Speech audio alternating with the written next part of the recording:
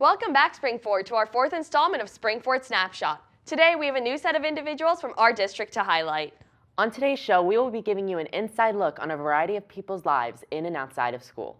Mark, let's take a look at who we have first. Well, Caitlin, our first interviewee is stronger than you and I combined with his passion of weightlifting. While Cody Lutz finds empowerment through bench pressing, we tend to find empowerment from sitting on a bench. You've got that right. Let's venture in the world of bodybuilding and find out how to get those gains. Hi, my name is Cody Lutz. I'm a senior at Springford High School, and I'm a weightlifter. Favorite things to do at the gym are bench, squat, die in the sauna, cardio, yoga. Weightlifting makes me feel empowered in a way. It's a whole mentality and lifestyle that kind of makes everything in your life kind of feel better. You're stress-free, you have more fun. It makes everything run smoother in your life. Weightlifting has changed me physically. I've gotten more muscular, skinnier, and all in all, just in better shape. Mentally, I'm a lot less stress-free, just feel better, happier, just more energetic, everything like that. Diet is 80% of it because eating right before you even get there is 100% the biggest thing. I'm not gonna lie, sometimes I mess up with my diet and all, but you kind of try to keep protein, carbs, vegetables at almost every meal, at least. Not as many carbs if you're trying to cut, more carbs if you're trying to bulk. The advice I'd give to someone who's starting out would be go with someone who knows what they're doing. Don't just go in there and try and do everything yourself, because you will mess up your body. You'll mess other people up in the gym, and eventually it'll just start to become habit, and then you won't be able to fix it later on in life. My funniest weightlifting story is actually yesterday. I was box squatting, and the bar came off my shoulders, rotated all onto my left shoulder, and came right back into my hand. Level, didn't tip, almost died, but it's okay because just cried a little. Why am I glad to be a weightlifter? Because I meet new people doing it. I've become such in better shape. It literally has taken over my life, and it just, all in all, makes me feel like a better person.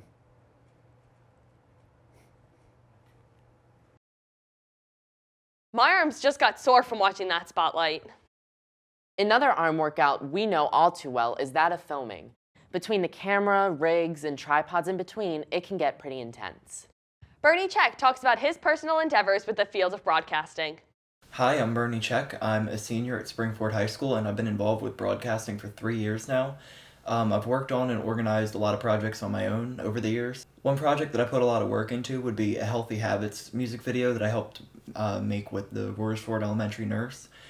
One day I went in to just film a random event that they were having at the elementary school, and on my way out I struck up a conversation with the nurse, and she talked to me about how there was a video that she wanted to make that she'd wanted to do for a while, but she just didn't really have the help to do it, and so it was a great experience to work with her and help somebody actualize their vision, and I would go back and help her make changes until she was completely happy with the final product. Another fun thing I've done to help myself learn more about film and broadcasting over the years would be participating in a 10-day film challenge 2 years in a row now with my broadcasting class. Basically, you get a group, and then you are assigned a genre, a line of dialogue, and a prop, and then you have to work those into your own short film, and you have 10 school days to produce it completely and to submit it. And then it's reviewed by teachers all over the country who critique it and everything like that. And they select the films that did the best to be shown at a film festival. Overall, though, I think the best learning experience I've had with broadcasting over the years would be spearheading a project with the owner of Field of Screams. In my junior year, the people in the grade above me got to work on a project for Penhurst Asylum, and they created trailers for them. And we weren't going to be able to get to do that in our senior year because Penhurst didn't need any more promotional videos created for them. So I reached out to people at Field of Screams and they actually did end up needing us to basically create the same thing that had been done at Pennhurst the year before. And so we went in before they opened, and we got to go film in every one of their attractions, and then we got to come back once all the actors were in, and we got to film everything again, and then we all got to edit our own promotional videos to submit to them, and it was just a really great experience to get to see something that I helped make come to fruition. I can't wait. In August, I'll be attending what was my top choice, Ithaca College, majoring in film, photography, and visual arts, and I'm really excited to just continue and keep doing and learning more. Two of our very own RCTV family members had the chance to experience a once-in-a-lifetime opportunity these past weeks. Gabby Hegedus and Ashley Hudak made the trek across the pond and into Ireland in the hands of their friends from the Springford Exchange program. I'm curious to see what their pot of gold moments were from this life-changing trip.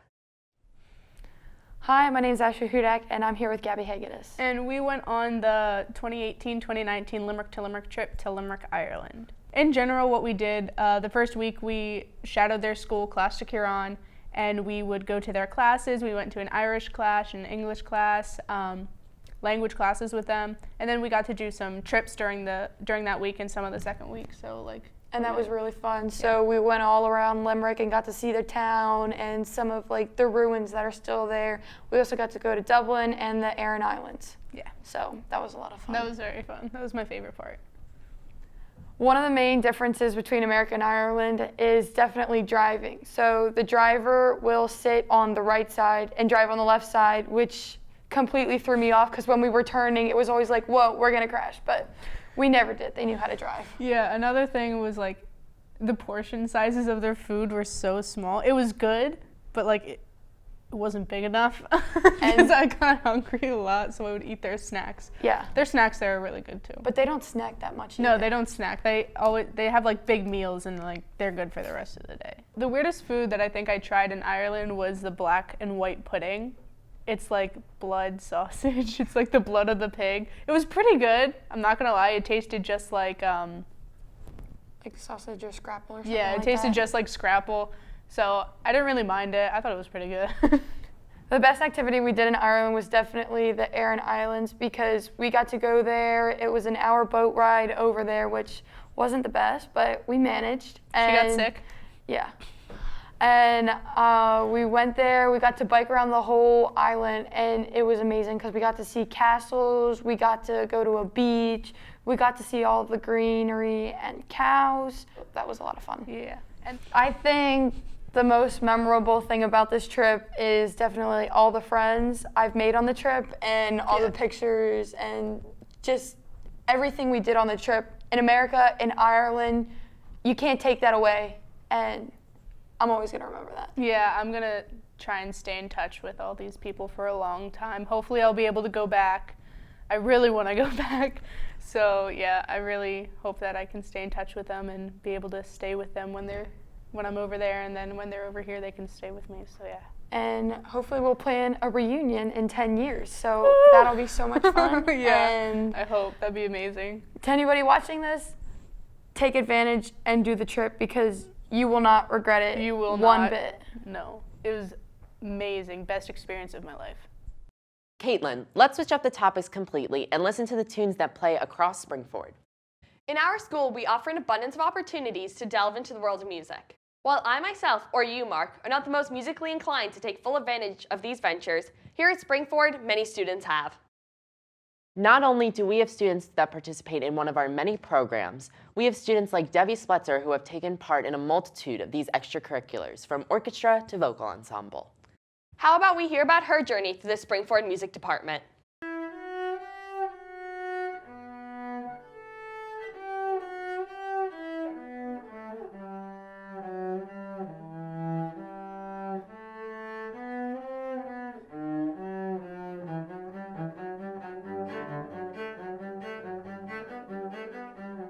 Hi, my name is Debbie Spletzer, and I'm a senior at Springford. I've been involved in the music industry since I was in 4th grade. That's when I started playing cello, and it wasn't until middle school that I started singing, and then by the time I was in high school, I was in the band, the orchestra, and the choir. Right now I'm a member of the concert choir, women's choir, vocal ensemble, honors orchestra, regular orchestra, symphonic band, and I also was a member of the musical all 4 years. I did both the pit and I also acted in the cast as well. My go-to instrument is definitely the cello. I play that the most and I'm the best at it, but I also love to go to the piano, especially for more contemporary pieces, along with the electric guitar. That's one's pretty good too. One of my most fond memories was this past year when I was singing at the Kimmel Center with the vocal ensemble after we had won B101's Christmas choir competition. We got to perform with the Philly Pops and it was really amazing. There were thousands of people watching in the audience and we actually got a standing ovation. Music has definitely affected my life in many ways. First of all, most of my friends that I've made, I've bonded with through the music department as we spend hours and hours together, whether we're on trips or just at rehearsals and even in class together. And then also it's taught me so many skills like time management, especially when you have all those different extracurriculars and multiple of them will overlap, so I'll have to run from half a rehearsal to the other half of another rehearsal. My advice to people trying to get involved with music, and even if they're not looking at it as a career path, but rather just an extracurricular, you have to love it. All the time I see people in these groups and they don't love what they're doing, and they might have when they started, but they don't love it as they continue, and it comes off and it shows in rehearsals and it shows in time spent with each other because you spend a lot of time together, and especially it just starts ruining it for other people, and then you decrease that love for what you've grown for other people. And so my best advice is stay there as long as you love it, and if you don't, leave. Don't ruin it for other people, don't ruin it for yourself, you know? You have to love it wholeheartedly, and it's not always a great career path because there's not a lot of stability and there's not a lot of opportunities, but it's a rewarding one if you work hard.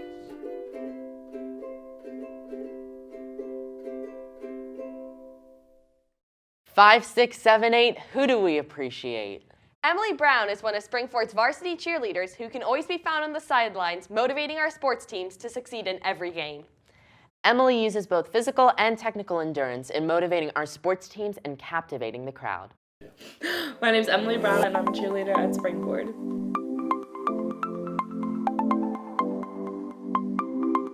I started cheerleading my sophomore year of high school because my best friend was a cheerleader and she introduced me to it, and I did gymnastics and dance when I was younger, and I wanted to continue on with like that era of things. And my mom was also a cheerleader when she was in high school, so I wanted to follow in her footsteps. So I'm a main base and a side base, so I'm the one on the bottom lifting the girls up and making sure no one hits the ground. My favorite memory is the PV game because we're always really high energy and we're all together as a team, and even when we're losing, we're super positive and just trying to get the boys excited and the student section excited and the crowd excited for the game. My favorite thing about cheerleading is the friends that I've met and the people that I've gotten to know, and the new techniques I've learned through the people that I've met in cheerleading who are way more experienced than I am. The hardest part about cheerleading is probably the physical aspect, also the mental aspect, just being able to actually lift a person over your head and being mentally strong enough to deal with the drama that sometimes happens with being with 30 other girls on a team, and also just working together and keeping everyone on the same page. The most nervous I've ever been before an event that we did as a squad was pep rally, actually, because we have to perform in front of the entire school and all of our teachers, and we have a dance and a routine, and there was tumbling incorporated with it and also stunting, and it's just a lot to remember to get the counts down and everything, so that was a lot to think about, but it turned out really well and we did really well. So since I am a junior this year, next year I plan on taking on that leadership role in our team and building the girls up. So I'm hoping for a captain spot and just being able to lead the team and the younger girls and showing them how things are done so that the sport continues on even after I graduate. Cheerleading is a huge part of my life and I enjoy it very much. Speaking of sports teams, I don't know about you, Mark, but all I've heard people talking about these past few months has been the infamous rec ball. All-star player Connor Godfrey gets candid about his involvement in this league and how having his dad as his coach was a great way to end his senior year in this sport. Let's get our heads in the game and fake right into this video.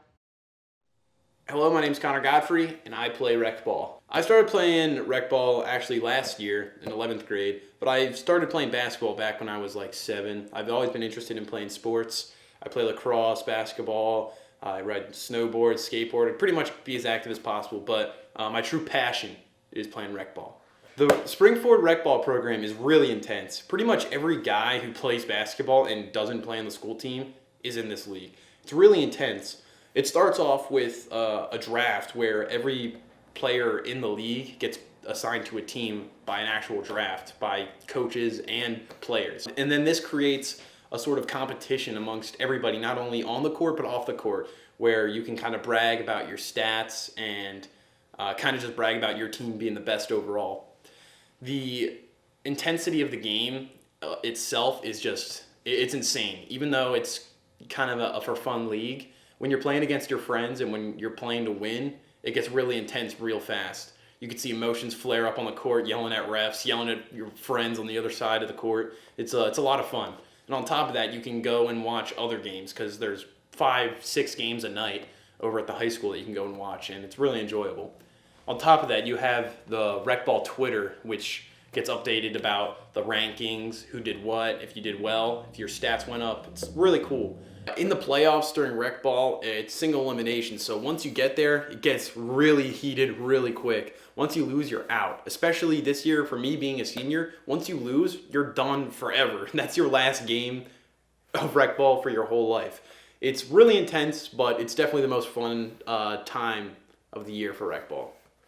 This year, I was actually able to be coached by my dad, which was a crazy experience just because he's never coached a team before, and we had to do the draft at the beginning of the year together, which neither of us had done anything like that. So we kind of just winged it and picked whoever we got and kind of had a blast. We made it really far, like I said. We made it to the semifinals, but it was a different experience this year because I was able to go far, have fun, put up some crazy stats. Oh, but then on the sideline, I have my dad coaching me because he knows me better than pretty much anybody, so he was able to get me through some of the hard games, get me through some of the tough times, like when we lost, and it was just a great experience overall. I recommend for anybody who likes to play basketball but isn't quite good enough to make the school team to sign up for rec ball. It's a great program, and I really enjoyed it for the 2 years that I did it. I really wish I got into it sooner, so if you're a high schooler, definitely sign up. Rec ball's been a big part of my life for the past 2 years, and I loved it every step of the way. Caitlin, today we had a wide variety of students with backgrounds varying across the board. Mark, all these interviews were sure to keep me captivated, and I hope the viewers feel the same way. Tune in next month for our final episode of Springford Snapshot for the 2018-2019 school year. But for now, have a great day, Springford.